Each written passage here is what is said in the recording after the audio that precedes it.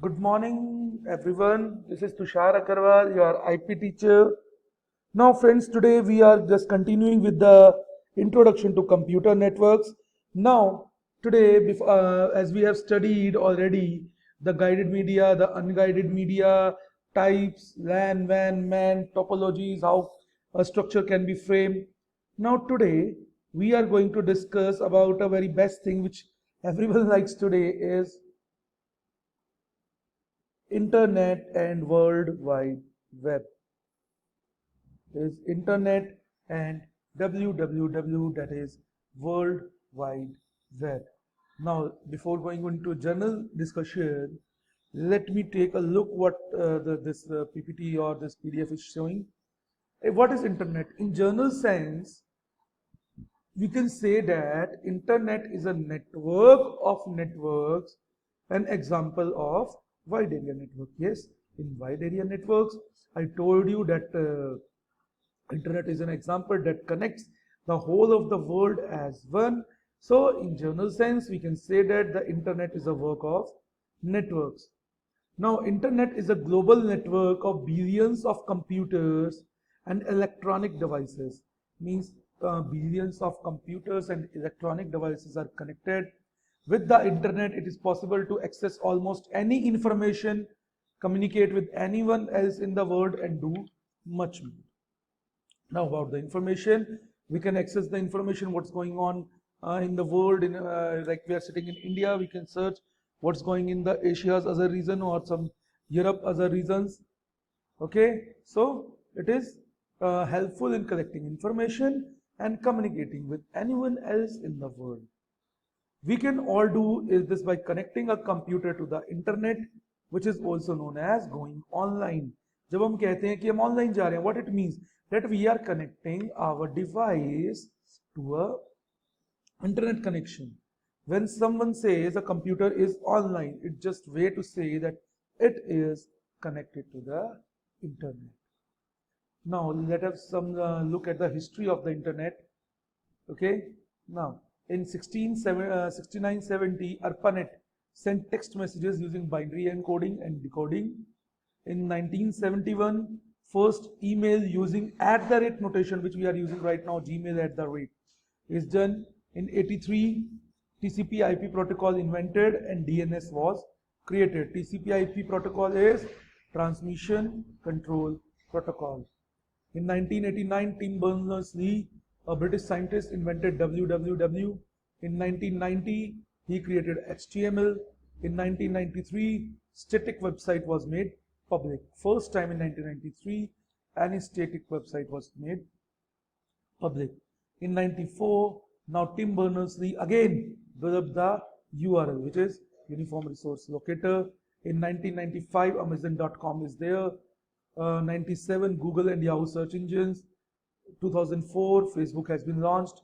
2007, Twitter has been launched. 2009, WhatsApp has been launched. So friends, internet is not a new thing. It has been coming back from the 1960s, late 60s to till now. We are having so many updates. We are having so many things over the internet. If we don't found anything, we will go Google it. So today it is not wrong to say that Google made a man. Now through this diagram, it is showing that in 1960s, internet came. In 1971, @ notation came. 83, TCP/IP protocol was invented. 89, Tim Berners-Lee. So this is all history up to 2009. These are the biggest things: Facebook, Twitter, WhatsApp, which we are using every day with a great zeal, happiness, and joyness. That yes, we are going to WhatsApp our friends. We are going to send anything from Facebook. We can just be in touch with each and everyone. Like we can post anything that we want others to see. Now the next thing is ARPANET. Now ARPANET is Advanced Research Project Agency Network. Now ARPANET is Advanced Research Project Agency Network. Now in 1969, US government formed an agency named ARPANET to connect universities and defense agencies. The main objective of ARPANET was to develop a network that continually functioned even in the case of nuclear attacks. Right? So it is that means that any place where attacks are going on, defense services. Mostly it was designed for defense. Now ARPANET adopted TCP/IP on January 1, 1983, and from these researchers began to assemble the network of networks, then became the modern internet. So we can say the ancestor of internet is ARPANET itself. The online world then took on a more recognizable form in 1990 as one thing has been developed, its other things should continue. Now we will learn. Now an important question arises that how does internet works? Okay, now there is a big thing called internet. We are connected with everyone through internet. Now how does this internet works? Now our computer or any other device, a smartphone, may be linked to the internet using your mobile line, mobile ISP, we can say, internet service providers, phone lines such as Vodafone, Idea, Jio in India. Our computer may be a part of LAN. Then LAN will be connected to that particular ISP service provider using a high-speed phone like T1 line, whereas normal phone line or modem typically handles 30,000 to 50,000 bits per second. Remember, I am talking about bits per second.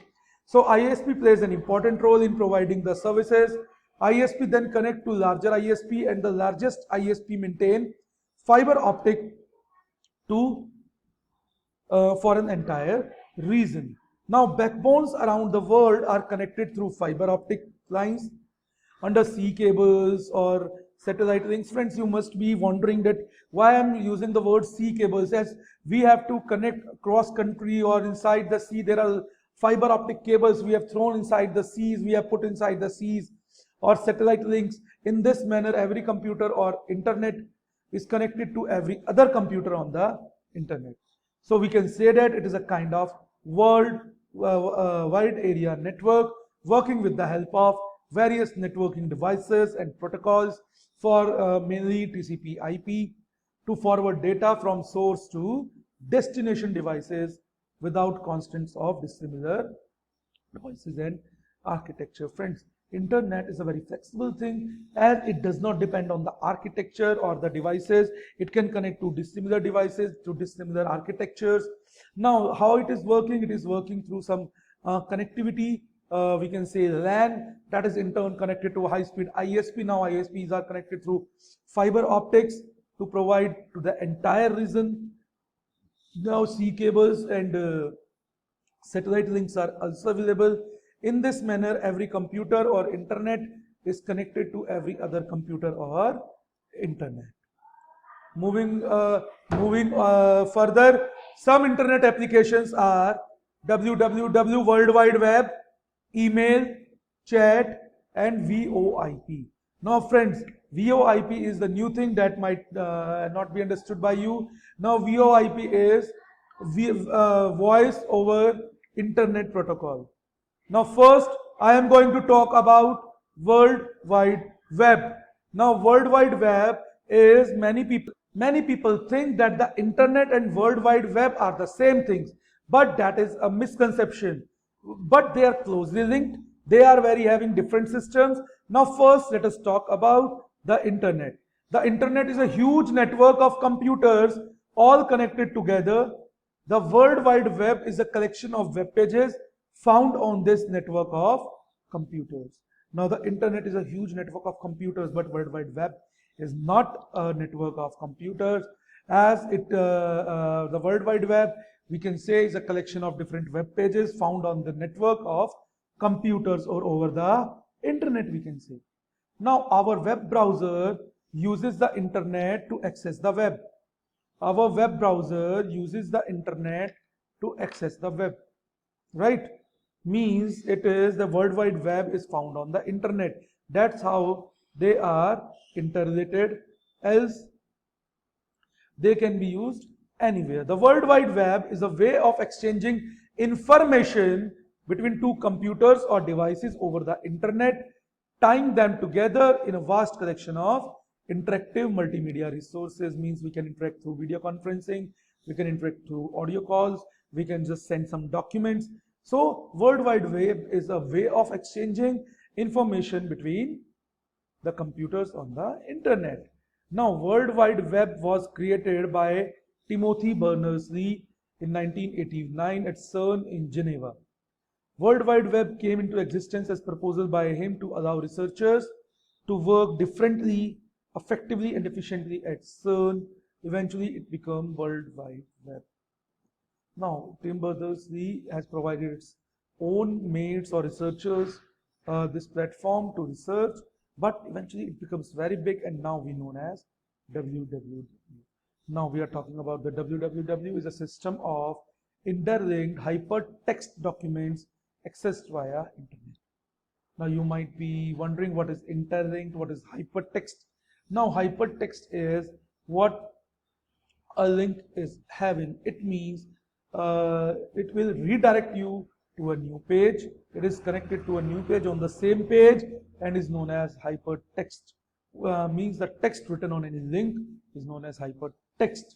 With a web browser, one can view web pages that may contain text, messages, videos, multimedia, and navigate between the hyperlinks. We can jump from the one page to the other via a link or a hyperlink provided. It uses a protocol called HTTP. Now friends, what is HTTP? HTTP is Hyperlink Transfer Protocol. In every website, whatever you are using, it is automatically added. We just need to write www.123.com. So it is already added in the front, as the name HTTP defines how messages are formatted and transmitted. It is the way to tell hypertext transfer protocol, how the links or the hypertext are transferred with the help of protocols. Now friends, I am using the term protocol every time I am calling. Now you might be wondering, what do you mean by the term protocol?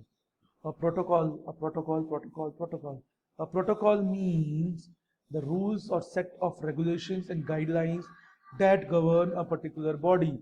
Now HTTP defines how messages are formatted and transmitted, at what actions web servers and browsers should take in response to various commands. Friends, there are two things: web browsers and servers that act as client-server model. Browser made a request to server. In return, server send an acknowledgement message whether it will be done or not. Now second is a URL. Now friends, learn them very carefully, as these may come in your exam. A URL, a uniform resource locator, or URL, is the address of a document we found on the www. Means URL is the address of a document. Uniform resource locator is the address of a document. For example, the URL is, if we write http google.com index.html or google.com, it is a URL. Now these is having three parts. So what are the three parts called? First, we are having protocol element. These are the elements in a URL. You can study them as elements in a URL. So first element in a URL is a protocol. Second is server address, and the third is file. First one is a protocol. Second one is a server's address. The next one is a file. Protocol, server address, file name. These three things are required as the elements of URL. So here we can see HTTP is a protocol. Google.com, so www.google.com is server address. Now this is the file. The file name is optional. If you don't want to have any file, it cannot be there. Now there are two types of URL, static and dynamic. There are two types of URLs, static and dynamic. Now in static URL, a static website is one that web page is stored on the web server in the format that is sent to the client web browser. It is coded in HTML. Means there is no customization available. You cannot customize once it is created. Now dynamic website. A dynamic website is one that changes or customizes itself frequently and automatically based on certain criteria. Now a dynamic website is one that changes or customizes itself frequently and automatically based on certain criteria. Means if you want to change it automatically or customize itself, then it can be customized. So friends, this is it today. We have studied URL, we have gone through protocols. Now your homework is to write down each and everything I will share PDF with you. Thank you very much.